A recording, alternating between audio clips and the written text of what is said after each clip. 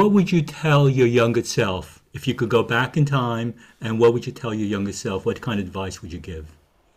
Um, I would definitely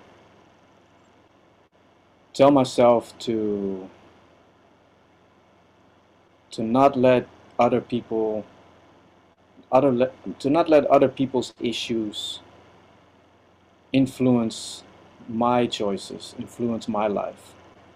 Like people try and put their issues on you. Like even to this day, they will always try to do that. But you should just live your life unapologetically, be yourself, and just you know be laser focused on what you're trying to do. Because I've been distracted too many times just because other people went out of their way to just try and make me not believe in myself, try and make me feel less than I am. And it's already hard enough to grow up for anybody in any situation. But when you're every adoptee goes through an identity crisis. So already we have like a burden that's very hard to understand for others. And yeah, now people might say like, yeah, but everybody has an identity crisis, and that's true. Everybody, adopted or not. But when we look at our family, the people that adopted us, we don't look like them. So how can that be the same? Like people will always say, people will always remind you like you're not really one of them. Like I had people in my family, in my Dutch family, like not remind me, but remind others like, oh yeah, but they are not, you know. And there's always gonna be like that. I'm like, yeah, whatever. I shrug it off, but in the back of my mind, I know like, hey, yeah. So that's how people really think about us. And that made me that made me realize so many things. And so it's just those because there's no escaping those things.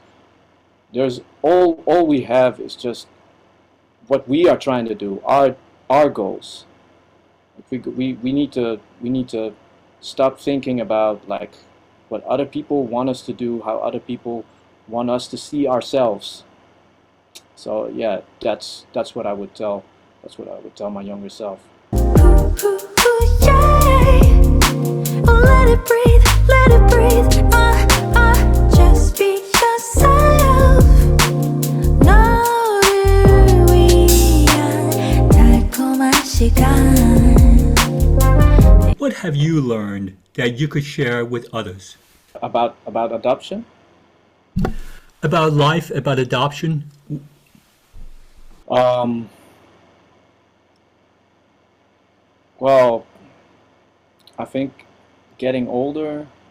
I used to not like getting older and the whole concept of growing up. And my philosophy is always like, you know, if the child in you dies, then your life is over. And so, having said that, the one thing that I find refreshing about getting older and yeah, just more experienced, I suppose, is that you stop giving a damn. And I think when I went to high school, that was actually the one thing that got me through in the end. Once I discovered how powerful music really is, I stopped. Besides, graduating, I stopped giving a damn about what other people thought about me, what other people had to say about me. Maybe maybe I got a little carried away. I admit that right away as well. But I think I think in general, that is just you know the thing is to just be unapologetically yourself.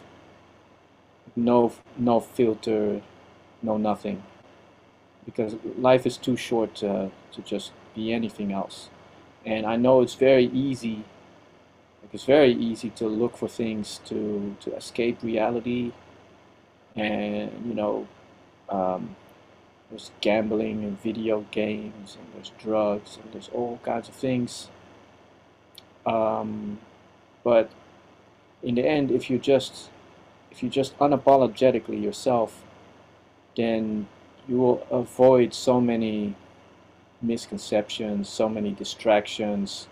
People will realize and recognize who and what you are much faster. When they have to fight through this whole facade and all these layers and all these things that you're trying to, all these walls that you might wanna put up because of everything, it's not gonna make it easier to go through life.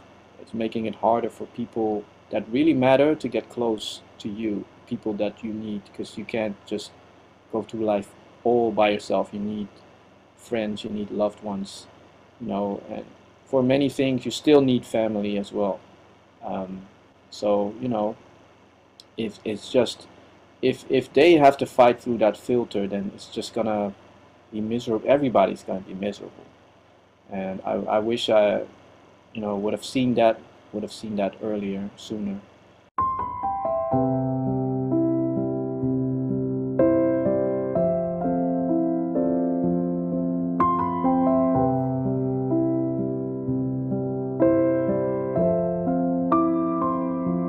How were you able to overcome difficulties? Um, well, it's before being reunited with my family. It was very, very difficult. It was very difficult. I kept feelings bottled up, and then with every little thing, start. I would just flip, and then all those bottled up things would come exploding. Um, so it was really until I met until I met my wife, what was to become my wife, who was to become my wife. Until I met her, it was just a lot of bottled up and exploding like time bombs. And then she calmed me down. Actually, I started meditating more. Um, I started practicing martial arts, Tai Chi, Kendo. Um, yeah, I mean, besides that, I think what really, really saved me though um, was music. Again, music. Every time when I started drifting in the wrong direction, it was music that just put me back on the right path by just writing music, creating music. It was like therapy. It just had this very therapeutic effect. It calmed my mind. Um, I was able to express my feelings, to let it was an outlet, not a not only creatively but also very emotionally, very psychologically. So yeah, that a combination of all of those things that really saved me, and I just got deeper into that um, after I met my wife.